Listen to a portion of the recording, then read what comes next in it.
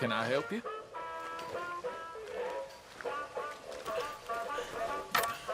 I need a ticket, please.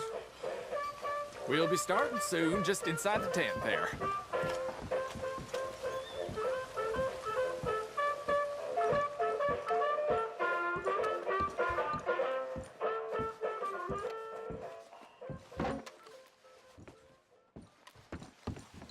Greetings and salutations, gentlefolk. This here's the story about a young couple from the village of Annisburg that was courting a few years after the Revolutionary War. Courting in the woods, as you know young people want to do. Stealing away all sneaky-like. Girl by the name of Ethel Beauchard snuck out of the parlor one evening just as soon as her mother went out to hang clothes on the line from the washing. She met up on the road by her farm with a boy by the name of Eugene Hutton. Now, the Hutton boy was an athletic chap, liked boxing, fishing, and swinging Indian clubs.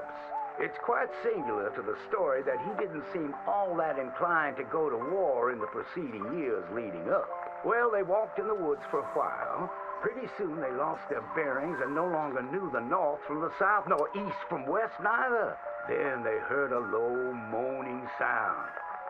What's that terrible noise? She said all a tremor.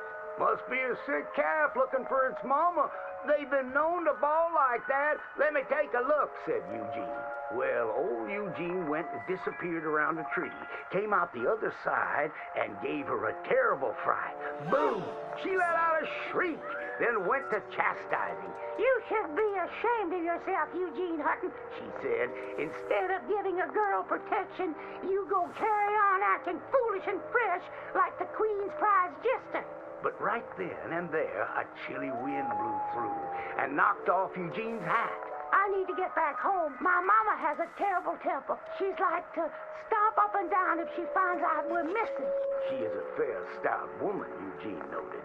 But just then, before this couple of miscreants could head home, they heard the sound of heavy wheels, groaning, and people marching. The cacophony grew closer and closer, and through the fog they could make out the shapes of ghost horses pulling spectral cannons, and dead soldiers marching as if their graves could no longer contain them, each wearing a vile red coat. You will pay for your moral transgressions, the dead soldier howled, and cut his head clean off. Miss Beauchard shrieked in horror as Eugene's head landed right in her hands, his eyes still darting about, attempting to discern what horror had transpired.